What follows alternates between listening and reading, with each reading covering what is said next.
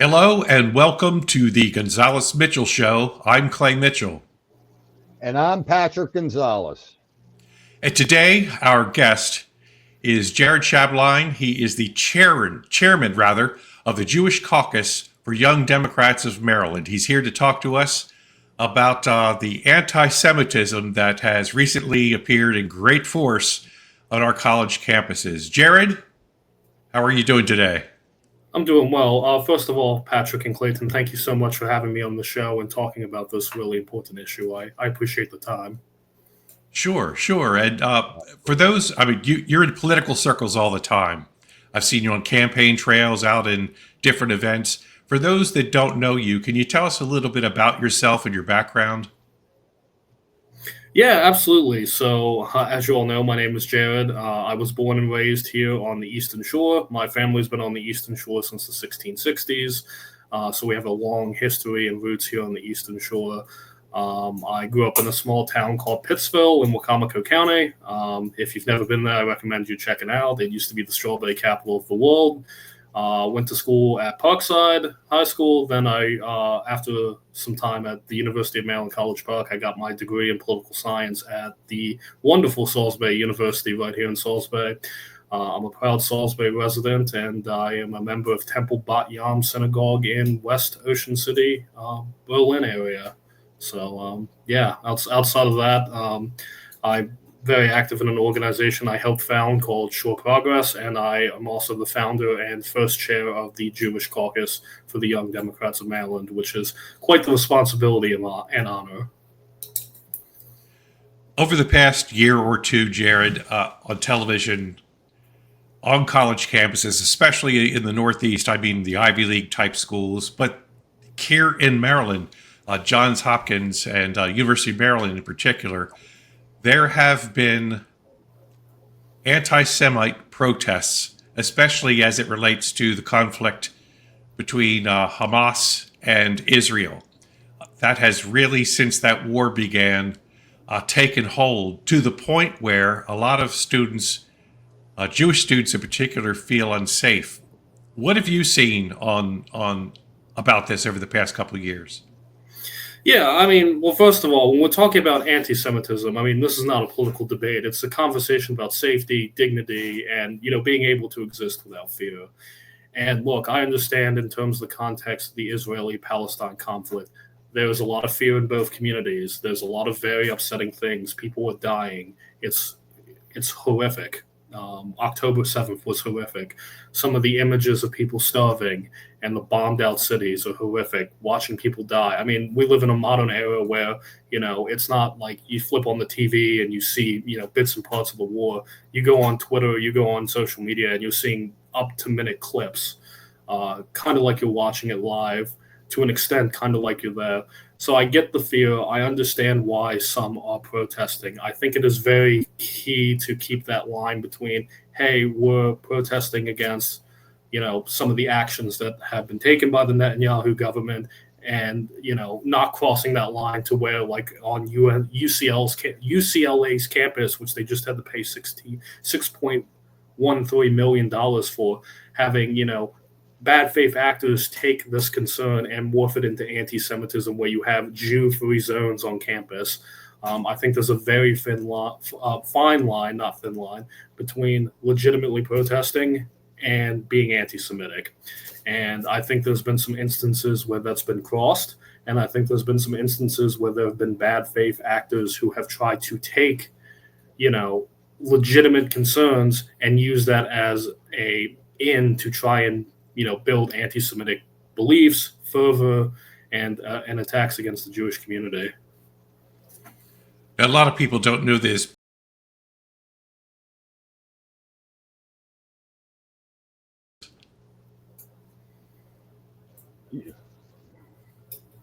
Patrick? Well, you are correct. My paternal grandmother was 100% Russian Ashkenazi Jew. So yes, I am a quarter Jewish, and I grew up in a time, Jared, that the one of the big lessons in school was World War II, and I remember clearly the line that Dwight Eisenhower said was, "I when liberating the concentration camps after the war. I want millions and millions and millions of pictures taken of this, spread around the world, so this never happens again. And here we are, 80 years later, literally 80 years later, and what we've seen happen over the last several years in this country. What happens in other parts of the world is what happens, and that's always going on. But within this country, when I see this tilt toward anti-Semitism, I don't get it. And so. Yeah, and look, I think it's one of the things. Sorry if I cut in there. No, you're good. One of the You're things I good. think is important. Two things I'm seeing on the Eastern Shores. Number one, I don't know if you gentlemen have had the opportunity to meet Warren Rosenfeld. He is the owner of Rosenfeld's Jewish Deli. There's a couple in Delaware, some in Ocean City. There was one in Salisbury. Unfortunately, it just closed. It breaks my heart. He has started a fund where he is taking students from schools all across the Eastern Shore and including parts of Delaware now to the Holocaust Museum in Washington, D.C. and educating people. Because you're right, we're getting to a point now, a very critical point, where in the next 10 years, next 20 years, there will not be any survivors of the Holocaust left. You know, they're getting up 90s, late 90s, late 80s. Now more than ever, it's important to capture those stories and continue to educate the population, because we've gotten to a point where that generation is starting to, pass, and we need to make sure that we're educating the future generations about the Holocaust so we don't see any issues like that ever, anything like that ever happen again. So I agree with you 100%. The other tactic that I try and use, and my philosophy is, it is very difficult to hate someone or something you don't know. You know, it's easy to be afraid of something. It's easy to build, hatred or negative feelings about something you don't know, you've never experienced. So one of the big things I like to do on social media when I'm not giving my political takes, I'm sure you both always love, is posting about Judaism, posting about our holidays, posting about Shabbat, posting about what Jews believe. Because my feeling is, if I can educate and explain, it's a lot more difficult. Although always going to be some people that hold anti-Semitic beliefs, absolutely. But your average person, hopefully, God willing, my work can be seen as, oh yeah, Jewish people. Oh yeah, I know Jared. He's a great guy. You're like, yeah, I like Jewish people just fine. And I think it's building that understanding that is so important. Number one, about the Holocaust, but number two, to show that Judaism is much more, that we have wonderful holidays, wonderful cultures, wonderful people that do stuff in our community today. So I think it's a double-edged sword. It's education about the past, but also showing people who we are. Point well taken. When Patrick and I were growing up, there were plenty of people around from World War II who fought in the war, who were in concentration camps, and who experienced that firsthand. And you're right. Now we're getting very few people who could pass that history firsthand along. And I'm glad your friend is taking the initiative to educate, especially the younger people, about that. To us, it was something that happened relatively within our lifetimes, 15, 20 years before we were born, but it was still fresh. And we don't want it to become something where it's like, the Spanish-American War. It's just something that happened 100, 120 years ago and just sort of faded into history. This is an important part of American culture that needs to be preserved and remembered. What we also experienced, Patrick and I, growing up on television every night, was the Vietnam War. It was called the television war.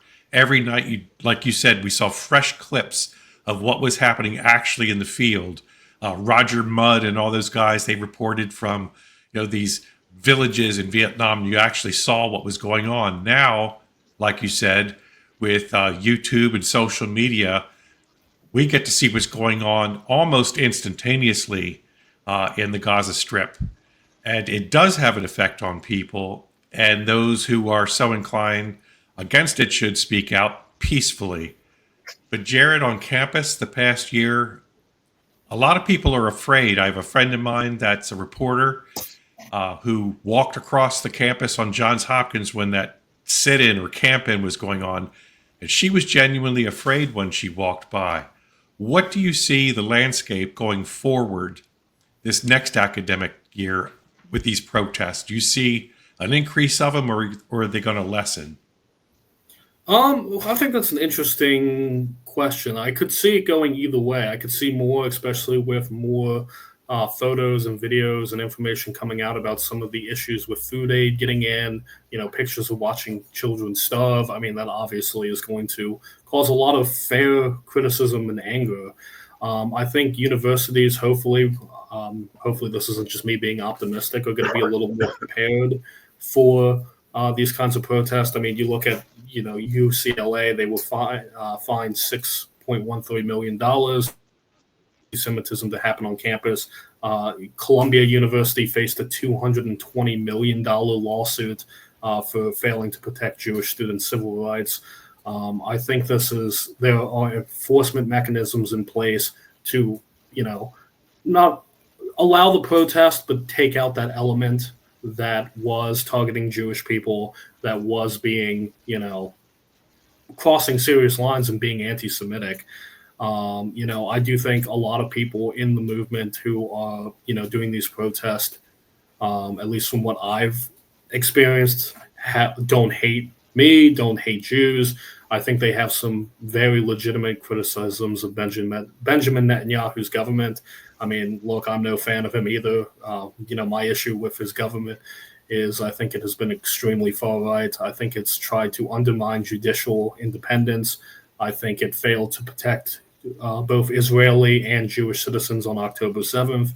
And I just think he's mishandled every aspect of this war. I mean, my issue with the far right isn't that it doesn't have a Jewish, a Star of David on it. Like, that's not what's missing for me. I just generally think they have bad policies and have caused a lot of the chaos that we've seen that has kind of spiraled into some of these protests and then have allowed, these bad faith actors, these anti-Semites to kind of latch on and push out, hateful rhetoric to make it not safe to be Jewish, not only just in Israel, but everywhere. So look, I'm not going to sit here and tell you there isn't legitimate fear in the Jewish community and that I don't also have that fear. I'm just saying we have to use that fear to not cloud our judgment and understand, hey, what is the line of these are people that are just upset about a foreign policy issue, and what are those folks that are legitimately a danger to our community?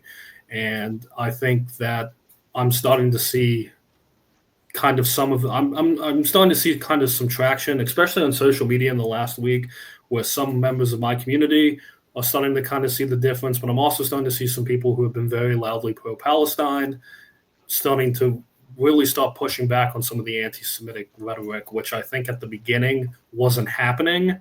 And I think it took some time. Are there going to be issues? I would probably say yes. I mean, every time there's a protest, anytime there's something this big, I mean, there's always that one person that comes in or that one group that comes in and, screws things up. Caught my language there.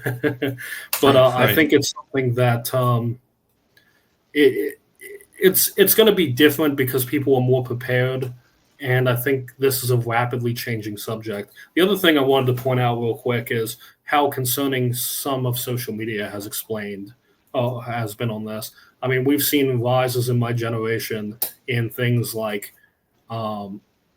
admiration for like Adolf Hitler, or seeing Adolf Hitler's speeches translated into English. I mean, if you go on Twitter, you'll see people all the time now, throwing up Nazi salutes. There was this picture of this woman on there doing a Nazi salute, and it got retweeted, and on my feed, like a caption, it was like, why is there no societal cost to doing this anymore? So I think another thing is just calling out the extremism. I think there definitely has been a rise in why it is a fringe movement, and these people aren't serious and a lot of times don't hold any political power. We still all need to be collectively calling it out. It doesn't matter if it's the crazy person on the side of the road doing this or if it's, a member of Congress. Like, anti-Semitism needs to be condemned everywhere, 100% of the time.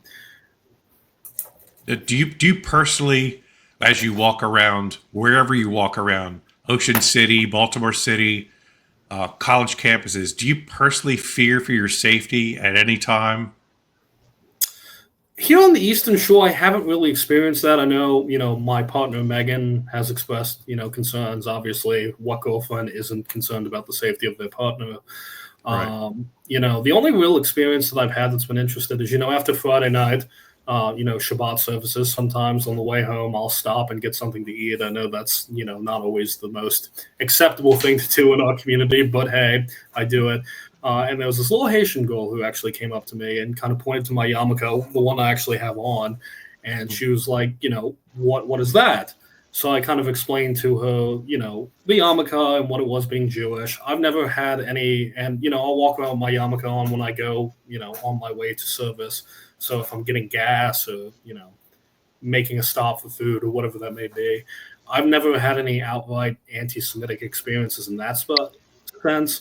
I will say, being someone in politics, as long as I have been, a lot of times I experience politics, and it's unique when it happens in the sense of a lot of time it comes up in campaigns that I'm working against, and it normally comes up when that campaign starts realizing that they're losing and that the campaign I'm working on is winning. Then you'll start hearing narratives of like, oh, Jared's backstabbing, he's money hungry, he's only in it for, the old tropes.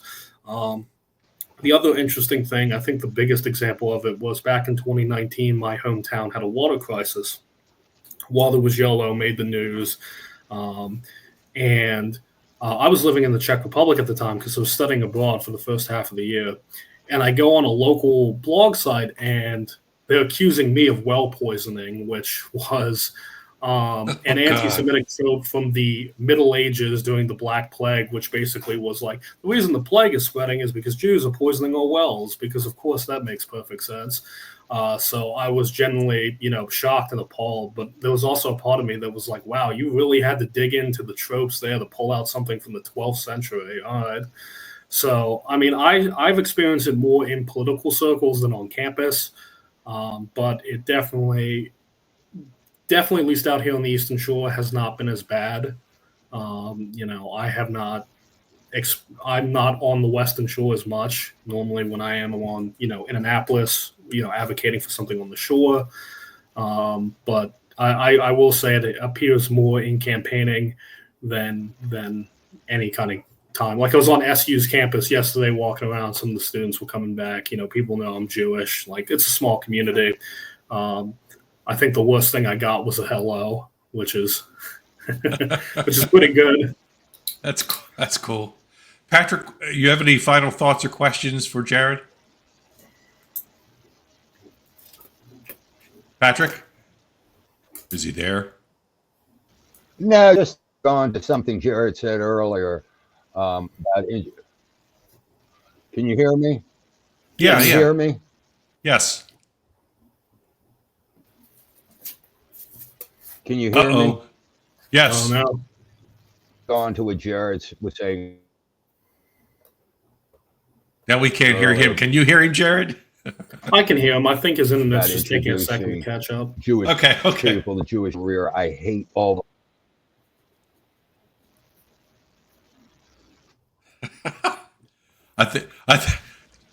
Jared, I think we're having technical difficulties. Yeah, if you could try that again for us, Patrick. Yeah, go ahead.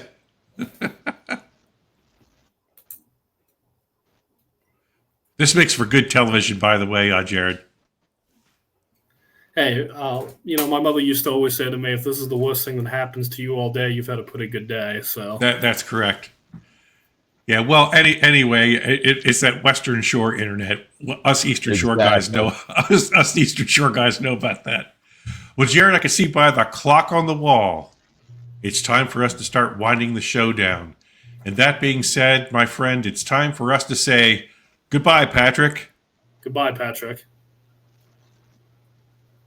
Patrick can't hear us. I'll say goodbye for Patrick for him. Goodbye, Patrick. Hey, Goodbye, Jared, Patrick. thank you.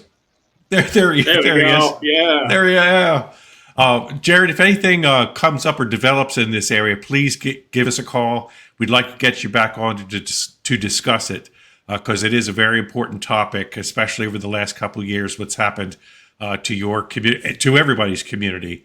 And we'd like to discuss that further as things develop. So thank you, my friend. We'll have you back on soon.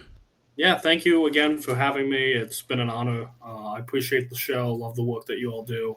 I'll also send you the information on the Holocaust Memorial Fund that Warren Rosenfeld is doing. And yeah, if you'd be willing to share it with folks who might be interested in, making sure that people are educated and we're fighting back anti-Semitism, I would much appreciate that. But thank you both so much. Send it to us when we post this. It'll be in the comments, or the link. The link will be in the comments below. Thank you. Thank you all. Thank you, my friend.